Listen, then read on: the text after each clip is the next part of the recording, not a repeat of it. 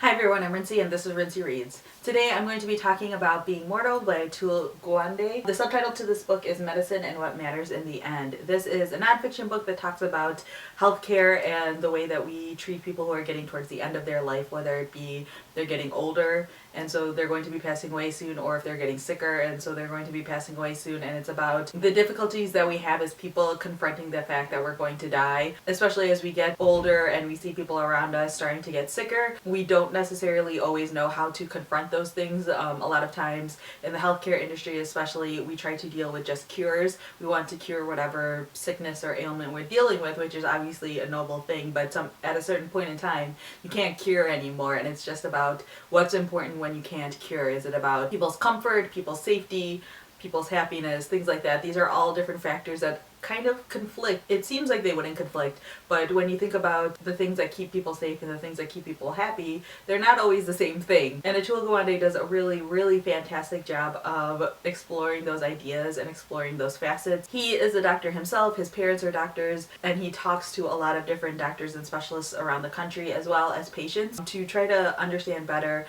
what people want out of life, what's most important to their healthcare, how the idea of healthcare is also changing and evolving to be more than just curing, but also about being more, I don't want to say holistic, but being about like the whole person, how it's about, again, more than just curing the disease. I love this book. This book was one that I didn't know exactly what to expect of it. Like, I knew it was very good and I knew it dealt with the end of life, but I was still very surprised at how good this book is. Atul Gawande does such a great job of breaking down the ideas into a very understandable way so that even if you don't work in the industry, you can still very much access the things that he's talking about. We all have experiences with people getting older, people getting sick, things like that. So he sort of confronts that head on. He has a lot of personal examples that he uses in this book that allow the reader to see that he not only has like the knowledge behind what he's talking about being a doctor, but he also has the experience to know what he's talking about. The thing with people getting older and the thing with death is that mentally you may have an idea of what it's going to be like, but you really don't know what it's like until you're in the experience and you're forced to sort of confront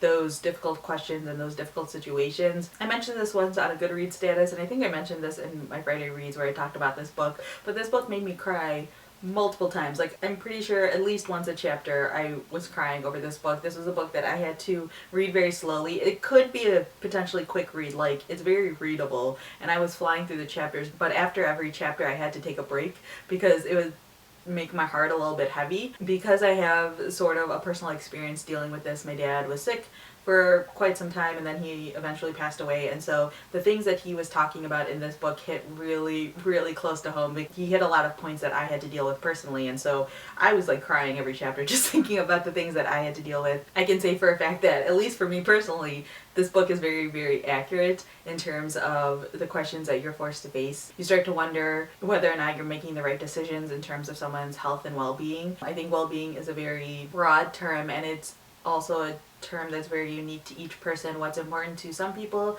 or it's not important to other people. And I think this is one of those books that should be required reading for people, because no matter where you are in life, if you are living in this world, there is going to be a point where you are going to confront death. I remember seeing one time a friend mention something about how no one really warns you when you get into your 20s that the most difficult thing about being older is that you see your parents getting older. And it was one of those things that always stuck in my brain because I was like, yeah, it's true. No one really does warn you about that. But I think that's also because as a society, we haven't really been forced to confront that until recently. It's mentioned in this book, but you know, the way that science and medicine has advanced, people are living significantly longer than they ever have before. Most people weren't expected to live to like 80 or let alone 90 years old, and now I feel like being 80 years old isn't even that bad anymore because science and technology has advanced so much that it's easier to take care of ourselves. We don't get sick as easily, or the things that made us sick before don't make us sick anymore. We just take a couple pills and we're over it, you know? But at the same time, our bodies are still deteriorating as we get older. And there's only so much that science and technology can do at this time to keep our bodies strong and able. Yeah, when you hit 80, you might not be suffering from sicknesses the way that you did before, but your muscles are still deteriorating, your brain is still, you know, losing some connections, things like that, and all your nerves, you know, in your fingers and your feet are starting to go. And these aren't problems that we had to deal with before, because when you were younger, you would die from sicknesses and diseases that would take you quicker and at a younger age. So no one really knows what to do when we reach those stages in life, and we don't really know the best way to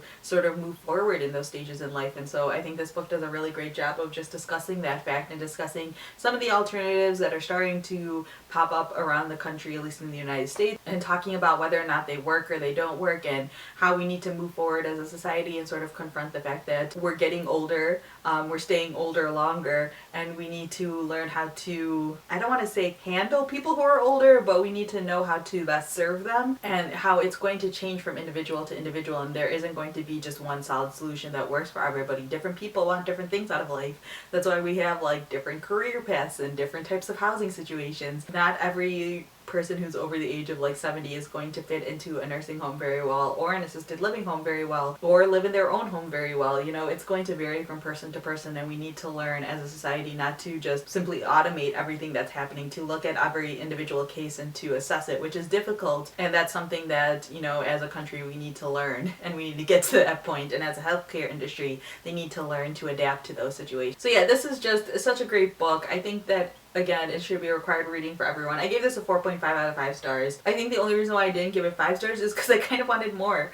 This book is less than 300 pages, and I kind of wish this book was a little bit longer, because I think that there's a lot that can still be discussed in this book. But I thoroughly enjoyed it, and I cannot recommend it highly enough. So yeah, those are my thoughts on Being Mortal. If you've read this book, feel free to leave a comment down below letting me know what you guys thought of it. I know a bunch of you guys said that you've read it and really enjoyed it, so I'd love to talk about it down in the comment section with you guys. Or if you have any questions, feel free to leave that down in the comment section as well. So yeah, that's all I have for now. Thanks for watching.